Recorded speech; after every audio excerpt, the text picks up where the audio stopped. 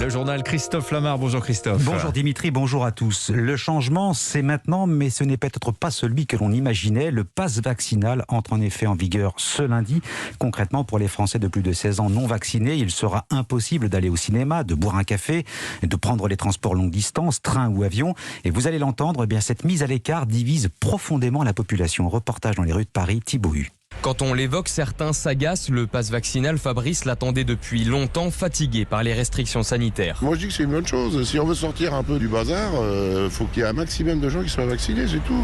Ceux qui ne sont pas vaccinés, on a moins de liberté à cause d'eux, pour une minorité de gens. Christelle, elle aussi, espère qu'il sera enfin le moyen de retrouver la vie d'avant. Moi, à choisir, je préfère ça à me retrouver confinée à la maison. Ça permet aussi de pouvoir avoir accès aux magasins, aux restaurants, et ça me semble normal. Mais ce nouveau pass ne fait pas l'unanimité. Johan est vacciné mais ne soutient pas la mesure. Je comprends pas qu'on oblige les gens à se faire vacciner, de façon discriminatoire. Il n'y a plus aucune sortie, il n'y a plus aucun loisir.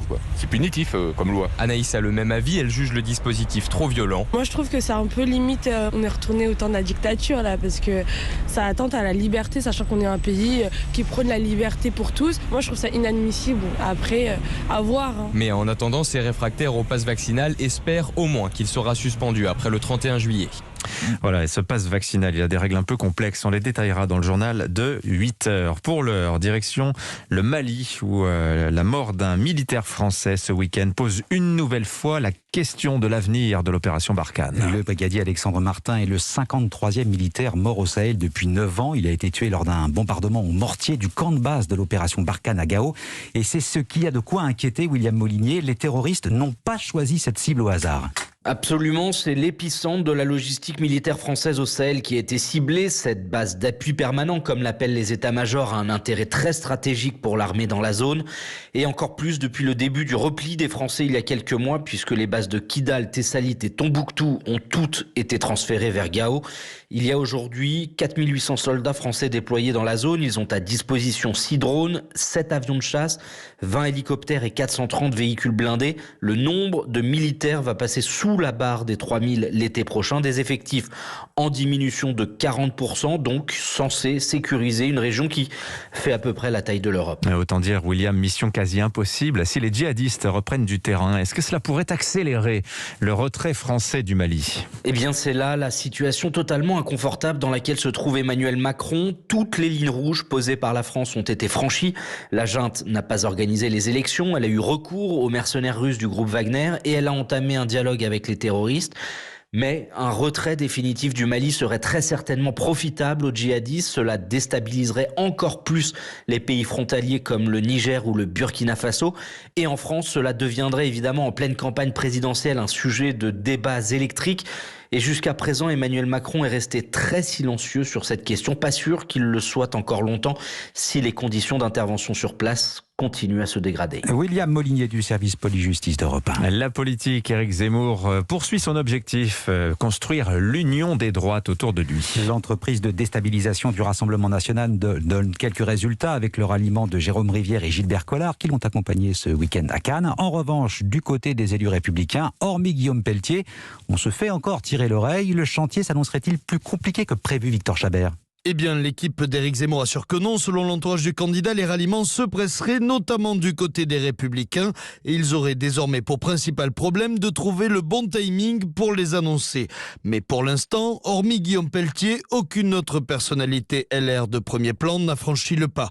Du côté des Républicains, d'ailleurs, on se veut assez serein, on ne craint pas les défections. Et Valérie Pécresse reste assez haute dans les sondages. Un élément important, car si elle baisse, cela pourrait pousser des cadres à rejoindre Éric Zemmour, c'est d'ailleurs le pari des stratèges de reconquête. Pour eux, Valérie Pécresse va baisser dans les sondages et côté Marine Le Pen, les ralliements venant de son propre camp vont la fragiliser. Or, il ne suffit que de quelques points pour qu'il passe devant les candidates LR et RN et les électeurs sont très volatiles dans leur choix. Preuve de la confiance qui règne dans le camp Zemmour après un week-end de campagne plutôt réussi, un bain de foule sans encombre, un meeting devant plus de 4000 personnes à Cannes. On pense que le mois de février sera le mois de l'inversion des courbes. Victor Chabert du service politique d'Europe 1. Voilà, une banque qui tombe, ça n'arrive pas tous les jours. C'était le premier acteur à investir le marché français de la banque en ligne. ING plie bagage. Et après 20 ans de présence, le néerlandais ING ferme sa banque et laisse 1 million de clients dans l'expectative. Maud Descamps, qu'est-ce que ça signifie pour eux ? Eh bien, ils auront deux choix, devenir clients du nouvel opérateur qui rachètera ING. On sait que 2 banques, Société Générale et le Crédit Mutuel, sont en lice. Ou alors transférer leur argent dans une nouvelle banque de leur choix. Mais pour le moment, aucune information sur les modalités n'a été donnée aux clients d'ING. Contactés par Europe 1, la banque indique simplement ceci. Des discussions étant en cours avec d'autres établissements financiers, nous ne pouvons pas donner plus de précisions à ce stade. Une réponse qui est loin de satisfaire Michel Guillot, président de l'association France Conso Banque. Ce qu'on leur reproche, c'est de ne pas avoir assez communiqué sur la façon dont ça se ferait. C'est de laisser en suspens la question du coût des transferts de comptes. C'est éventuellement de vouloir se débarrasser des petits comptes. Et ça nous paraît contrevenir gravement au fait que la banque est perçue par nos concitoyens comme étant un service public. La banque a toutefois précisé que les comptes titres et les plans d'épargne en action, les PEA, pourront être transférés sans frais. ING qui ne va donc conserver en France que sa banque à destination des grandes entreprises. Maud Descamps du service économie d'Europe 1. Allez, direction l'Australie, le tennis et la qualification il y a quelques minutes pour les quarts de finale de l'Open d'Alizé Cornet. La Française, c'est la première fois qu'elle atteint ce stade d'un tournoi majeur du Grand Chelem. Elle rejoint Gaël Monfils en quart de finale. 10e quart de finale en Grand Chelem pour le Français qui affrontera l'Italien Matteo Berrettini. Gaël Monfils, c'est l'histoire d'un joueur talentueux et déroutant, c'est aussi l'histoire d'un clin d'œil. L'an dernier, c'est à Melbourne que tout a failli s'arrêter. 12 mois plus tard, Melbourne est l'acte de naissance du nouveau Monfils, Jean-François Pérez. Oui, Gaël Monfils avait ému le monde du tennis l'an passé à Melbourne. Éliminé dès le premier tour par un inconnu, il avait fondu en larmes en conférence de presse. Je vais te donner la phrase simple de ma mère. Elle va me dire, tu vois, il faut continuer à s'entraîner et ça reviendra. Nombreux étaient alors ceux qui anticipaient la retraite sportive de l'ex numéro 6 mondial, mais le Parisien a tenu bon malgré des contre-performances parfois décourageantes. Il a continué de s'entraîner, écoutant les conseils de sa maman. Il a changé d'entraîneur, de raquette aussi.